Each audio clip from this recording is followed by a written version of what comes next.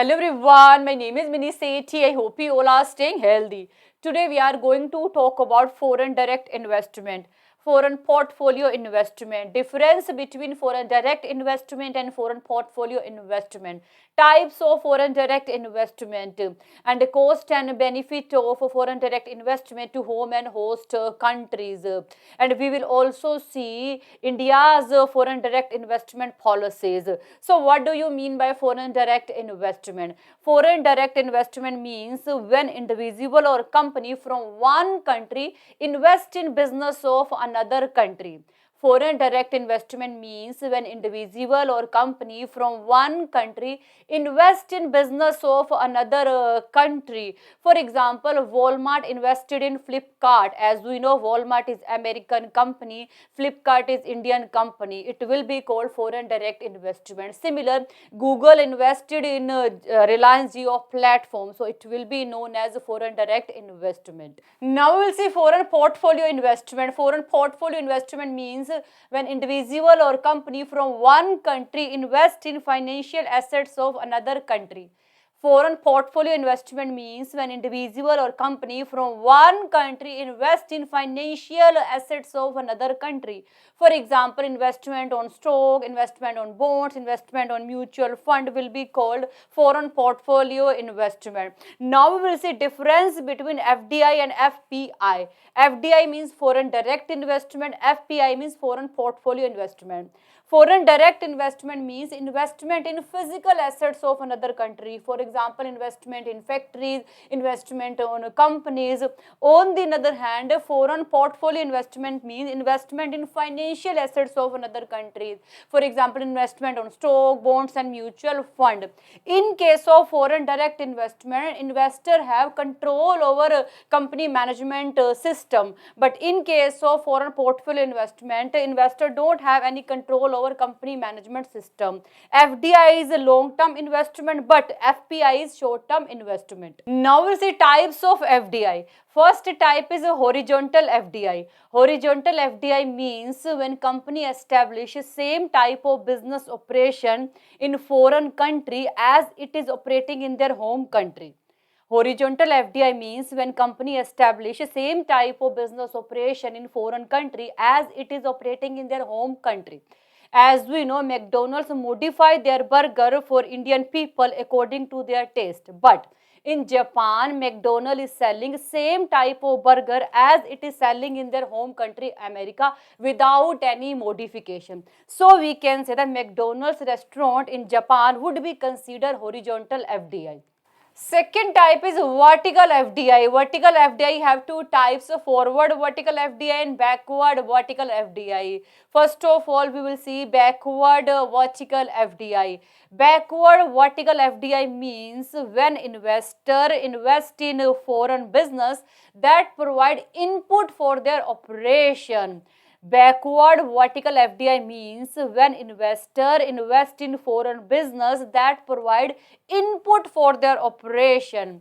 As we know, coffee plantation provide input for coffee maker. That's why Swiss coffee producer Nescafe invest in coffee plantation in another country such as Brazil and Colombia. Second type of vertical FDI is forward vertical FDI. That means when investor invest in foreign business that are close to their final customer. When investor invest in foreign business that are close to their final customer, it will be called forward vertical FDI. As we know, retailer are close to final customer. That's why when manufacturer invest in a retailer store, it will be called forward vertical FDI. Apple store in India is example of a forward vertical FDI. Next type of FDI is franchise. When company establish a business in another country by receiving franchise right. For example, KFC, Burger King, Jara are foreign franchise in India. Next type of FDI is joint venture. When domestic company and foreign company collaborate. For example, Tata Starbucks is a joint venture between USA Starbucks Coffee Company and India's Tata Consumer Product Limited. Some other types of FDI are greenfield investment. when company establish whole new business operation in foreign country. When company establish whole new business operation in a foreign country, it will be called greenfield investment. For example, establish a new factory, new plant or new data center. Next is acquisition and merger. Acquisition means when one company buying and taking control of another company in foreign. Mergers means when two companies combine to form a new business entity. Next is a conglomerate FDI. Conglomerate FDI means when company invest in foreign business that is not related to current business. When company invest in foreign business that is not related to its current business, it will be called conglomerate FDI. Suppose Apple think it will invest in a foreign fashion brand. It will be called conglomerate FDI because Apple products are not related to any fashion product. Now we'll see benefit of FDI to home country. Home country means a country that is doing investment in a foreign country. Benefit, increase revenue. Obviously, FDI will increase their revenue. Access to new market. Obviously, now they are operating in foreign market. Resources acquisition. They can receive labor, raw material from foreign market.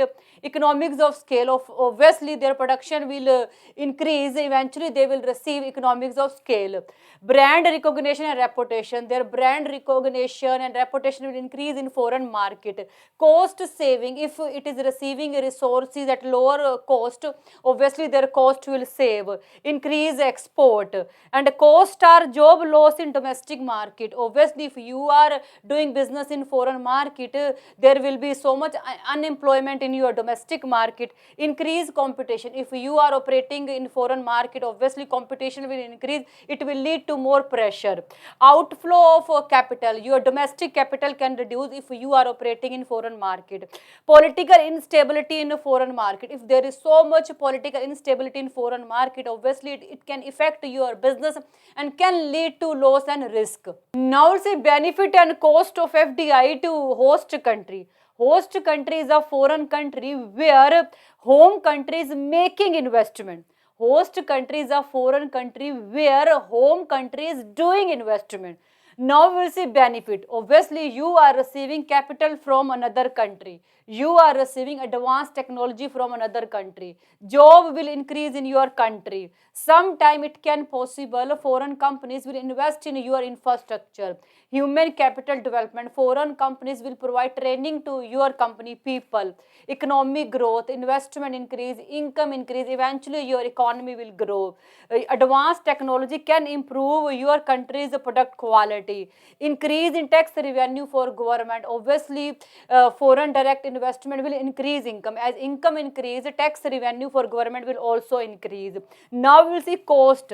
Reduction in domestic investment. If foreign companies are investing in your country, then it can possible domestic investment will reduce. Increase environmental pollution. If foreign countries are doing production in your country, then it can possible increase environmental pollution. Sometime there can possible conflict between home and host country. Outside management control. Obviously, through FDI, companies from another country are controlling your country's companies. Now we'll see India's FDI policy. India's FDI policy allowed investment through automatic route and government route. Automatic route means where don't require any approval from government. Government route means where foreign investor need to obtain approval from government before making investment. Now we will see list of businesses where FDI is allowed through automatic route in India. In medical device, up to 100% FDI allowed through automatic route. In thermal power, up to 100% FDI allowed through automatic route. 100% FDI is allowed in civil aviation sector through automatic route for aircraft maintenance, repair and overall operation. Up to 49% allowed in petroleum and natural gas. Up to 49% allowed in power exchange. In pension sector, up to 49%. And 100% FDI allowed in railway infrastructure and 100% in port and shipping sector allowed through automatic route in India. Now we'll see list of businesses where FDI allowed through government route in India. Print media sector allow maximum 26% of FDI through government route. 100% FDI allow through government route for trading food product in India. Only 20% FDI allowed in public sector banking through government route. Up to 51% FDI is allowed in multi-brand retail trading through government route. Core investment company receive up to 100% FDI through government route. So this is all about FDI. I think you got it, and thank you so much for watching this video. Bye, take care.